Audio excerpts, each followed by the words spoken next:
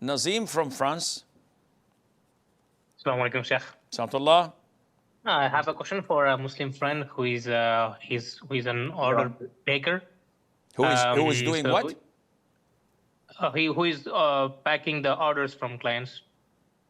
Packing? So usually it's food and sometimes frozen items. And sometimes he received to pack orders with pork meat. So my question was, is this job allowed in Islam? Jazakallah khairan. Wajazak. Akhi, it's a rule of thumb to know whether your job is halal or haram. Anything that assists others on haram is haram. Period.